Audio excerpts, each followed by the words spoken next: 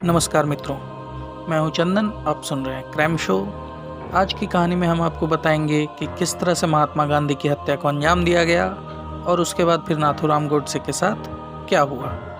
तो चलिए आगे की कहानी को हम कंटिन्यू करते हैं। तो 28 जनवरी की सुबह नाथूराम गोडसे एक पिस्टल की तलाश में अपने एक मित्र के पास ग्वालियर पहुँचते हैं। उनके साथ नारायण आप्टे भी थे। ग्वालियर पहुँचते ही वह एक दरवाजे को खटखटाते हैं। अंदर से एक होम्योपैथी डॉक्टर निकलते हैं जिनका नाम दत्तात्रेय परचूरे था। गोडसे को देखते ही दत्तात्रेय परचूरे उनसे गले मिलते हैं और फिर उन्हें घर बुलाते हैं। घर के भीतर जाते ही परचूरे पूछते हैं कि अचानक यहाँ आने का कारण।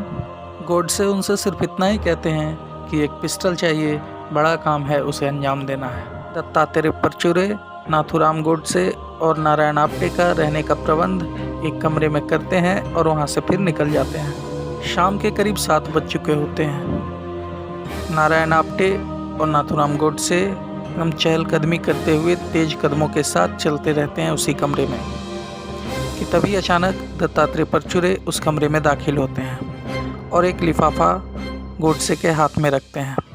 गोडसे उस लिफाफे को खोलते हैं और उसमें एक सेमी ऑटोमेटिक पिस्टल होती है, जिसे देखकर गोडसे प्रसन्न होते हैं और परचूरे साहब को शुक्रिया कहते हैं और कहते हैं कि हमें यहाँ से निकलना होगा। दत्तात्रेय परचूरे उन्हें उसी वक्त स्टेशन छोड़ने के लिए साथ में निकल पड़ते हैं। रास्ते में परचूरे पूछने का प्रयास करते हैं कि हथियार किस काम के लिए तुमने मंगाया है, पर गोडसे कहते हैं कि अभी मैं तुम्हें नहीं बता सकता, उसके लिए माफ़ी चाहता हूँ।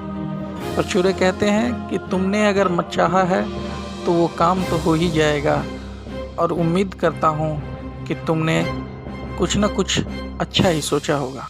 नाथूराम गोडसे इस बात पर मुस्कुराते हुए कहते हैं कि अब हमारे हिंदू भाइयों को ज़्यादा तकलीफ़ नहीं होगी। ट्रेन स्टेशन पर खड़ी थी। नाथूराम गोडसे परचूरे को अलविदा कहते हुए ट्रेन में चढ़ जाते हैं। साथ में नारायण आप्टे भी चढ़ जाते हैं। अगले दिन सुबह करीब 9 बजे दोनों दिल्ली पहुंचते हैं और फिर तेज कदमों के साथ उस कमरे की तरफ बढ़ने लगते हैं जहां पर विष्णु करकरे उनका इंतज़ार कर रहे थे, क्योंकि नाथूराम गोडसे ये बात जानते थे कि अभी उनके पास एक पिस्टल है और उसके साथ 20 कारतूस भी। यदि किसी तरह की भी कोई भी छानबीन हुई तो वह पकड़े जाएंगे। जैसे ही दोनों कमरे में पहुंचते हैं, नारायण आप्टे सारे खिड़की और दरवाजे बंद करने लगते हैं। विष्णु करकरे सिर्फ इतना पूछते हैं इंतजाम हुआ या नहीं। इस पर गोडसे सिर्फ इतना कहते हैं कि ईश्वर हमारे साथ है और वही लिफाफा निकालकर विष्णु करकरे के हाथ में रख देते हैं। विष्णु करकरे जब पिस्टल और कारतूस देखते हैं तो बहुत खुश होते हैं, लेकिन अब एक और चिंता उन तीनों को घेर लेती है। समस्या ये थी कि उन तीनों में से किसी को भी पिस्टल चलाना नहीं आता था। नाथूराम गोडसे कहते हैं कि हमें पिस्टल को चलाने की प्रैक्टिस करने के लिए कहीं न कहीं जाना होगा। नारायण आप्टे प्रैक्टिस के लिए एक सुरक्षित जगह का सुझाव देते हैं। वह कहते हैं कि बिरला मंदिर के पीछे एक घना जंगल है, वहाँ पर जाकर हम प्रैक्टिस कर सकते हैं। तीनों नहा धोकर खाना खाते हैं और करीब 10:30 बजे वहाँ से उस जंगल की तरफ निकल जाते हैं। करीब 1 घंटे की पैदल यात्रा के बाद दोपहर 11:30 बजे तीनों जंगल की तरफ पहुँच जाते हैं। नारायण आप्टे विष्णु करकरे को एक चौक देते हैं और कहते हैं कि एक पेड़ पर जाकर गांधी जी की हाइट का एक निशान लगाओ। विष्णु करकरे वैसा ही करते हैं। एक पेड़ के पास पहुँचते हैं और वहाँ पर 2 निशान लगाते हैं। एक करीब गांधी जी के खड़े होने की हाइट का था और एक अगर गांधी जी बैठे हुए होते हैं तो उसके लिए नीचे की तरफ निशान लगाया जाता है। नारायण आप्टे गोडसे को उस पेड़ से करीब 20 फुट की दूरी पर जाने को कहते हैं। अब प्रैक्टिस शुरू की जाए। गोडसे वैसा ही करते हैं। 20 फुट की दूरी से करीब फायर करना शुरू करते हैं। गांधी जी के खड़े हुए निशान पर गोडसे करीब 4 गोलियां चलाते हैं और देखते हैं कि चारों गोलियां लगभग उनके शरीर पर लग रही है। बैठे हुए के निशान की तरफ गोडसे 3 गोलियां चलाते हैं और वहां भी देखते हैं कि गोलियां सही से लग रही है। फिर उन तीनों को विश्वास हो जाता है कि गोडसे आराम से हथियार को चला लेंगे। वहां से करीब 1.5 घंटे बाद वापस तीनों कमरे में आते हैं और आराम करने लगे। अभी तक साजिश को अंजाम देने का तारीख, वक्त और जगह कुछ भी निर्धारित नहीं था। शाम को 4 बजे तीनों इकट्ठे चाय कॉफ़ी पी रहे होते हैं और गोडसे कहते हैं कि तारीख होगी 30 जनवरी शाम के 5 बजे और जगह होगी बिरला भवन के परिसर में, जहां गांधी जी भजन करते हैं। नारायण आप्टे सुनते ही कहते हैं कि 30 जनवरी तो कल ही है, क्या इतनी जल्दी ठीक होगा। पर गोडसे कहते हैं कि हम ज़्यादा दिन इंतज़ार नहीं कर सकते, कभी भी कुछ भी हो सकता है और वक्त कभी भी करवट बदल सकता है।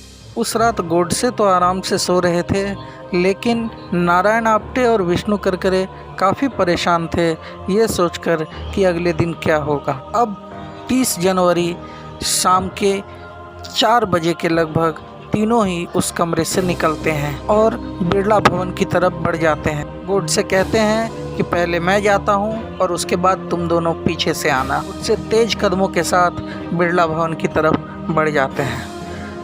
दरवाजे पर एक संतरी तो खड़ा था, लेकिन वह किसी की जांच पड़ताल या चेकिंग नहीं कर रहा था। इस बात का लाभ गोडसे को मिलता है और गोडसे परिसर के भीतर प्रवेश कर जाते हैं। परिसर के भीतर पहुंचने के बाद गोडसे उस भीड़ में खड़े हो जाते हैं जहां पर और भी लोग खड़े थे और उनका इंतज़ार कर रहे थे। के पीछे से नारायण आप्टे और विष्णु करकरे भी आकर दोनों उसी तरफ खड़े हो जाते हैं जहां गोडसे खड़े थे। वक्त अपनी रफ्तार के साथ चल रहा था। तीनों की धड़कनें भी काफ़ी तेज हो रही थी कि आगे क्या होगा। वहीं दूसरी तरफ गांधी जी सरदार पटेल के साथ बैठकर किसी विषय पर चर्चा कर रहे थे। और दिन तो उनके साथ ऐसा नहीं हुआ, लेकिन उस दिन वह अपनी प्रार्थना सभा में पहुंचने में लेट हो गए। करीब 5:15 बजे जो उनकी सहायिका थी मनु, वो उन्हें इशारा करती है और कहती है कि आरती के लिए समय हो रहा है। गांधी जी जैसे ही घड़ी की तरफ देखते हैं कि समय अधिक हो गया है, तो वह अचानक से खड़े होते हैं और पटेल साहब को कहते हैं कि मुझे जाना होगा, मेरा भगवान मुझे बुला रहा है। और मनु और आभा के साथ गांधी जी प्रार्थना भवन की तरफ बढ़ने लगते हैं। जैसे जैसे गांधी जी आगे बढ़ रहे थे, वैसे वैसे गोडसे साहब की दिल की धड़कनें भी बढ़ रही थी। वो सोच रहे थे कि क्या करें, उनके तख्त पे बैठने का इंतज़ार करें या फिर अभी रास्ते में ही कुछ किया जाए। तभी गोडसे मन में अचानक से निर्णय लेते हैं कि जो करना है अभी करना है। अब गोडसे आकर गांधी जी का रास्ता रोक लेते हैं और उनके पैर को छूने लगते हैं। तभी मनु उन्हें हटाने का प्रयास करती है, लेकिन गोडसे मनु को धक्का दे देते हैं और खड़े होकर पिस्टल हाथ से निकाल लेते हैं और उसके बाद फिर सीधे गांधी जी की तरफ करीब 2 फुट की दूरी से 3 गोलियां मारते हैं। तीनों की तीनों गोलियां गांधी जी के सीने को चीर कर निकल जाती है। अचानक से वहाँ सब कुछ शांत हो जाता है। किसी को कुछ समझ में ही नहीं आता कि हुआ क्या। चारों तरफ भगदड़ मच जाती है। मनु और आभा बेतहाशा चीखने लगती है और गोडसे अपने दोनों हाथ ऊपर करके खड़े हो जाते हैं। भगदड़ का लाभ उठाकर नारायण आप्टे और विष्णु करकरे वहां से भाग जाते हैं। भीड़ गोडसे को पकड़ लेती है और फिर उन पर हमला करना शुरू कर देती है। इस सत्य और अहिंसा के पुजारी अपने हिंसक रूप में आ जाते हैं और फिर गोडसे पर ताबड़तोड़ हमला कर देते हैं। 5:17 पर गांधी जी अपना दम तोड़ चुके होते हैं। वहाँ पर खड़ी पुलिस किसी तरह से गोडसे को उस हमले से बचाती है और फिर वहाँ से लेकर के पुलिस थाने की तरफ चल पड़ती है। देश में चारों तरफ अगले कुछ दिनों तक बस यही चर्चा थी कि गांधी जी को किसने और क्यों गोली मारी। गांधी जी की हत्या के लिए लाल किले में एक स्पेशल ट्रायल कोर्ट लगाया जाता है और वहाँ पर नाथूराम गोडसे पर सुनवाई होती है। से अपनी सफाई में कुछ भी नहीं कहते और वो अपने ऊपर लगे हुए सारे अपराध को कबूल कर लेते हैं। सुनवाई चलती है कुछ दिनों तक और उसके बाद अदालत नाथूराम गोडसे और नारायण आप्टे को फांसी की सज़ा सुनाती है। विष्णु करकरे और उनके साथ 1-2 लोग जो थे उन्हें उम्र कैद की सज़ा सुनाती है।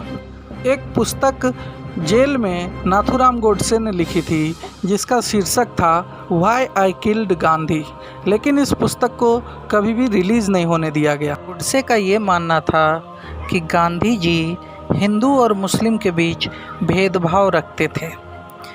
उनका यह भी सोचना था कि गांधी जी को 2 व्यक्तियों की जिद के कारण देश को पार्टीशन के कगार पर नहीं लेकर जाना चाहिए था।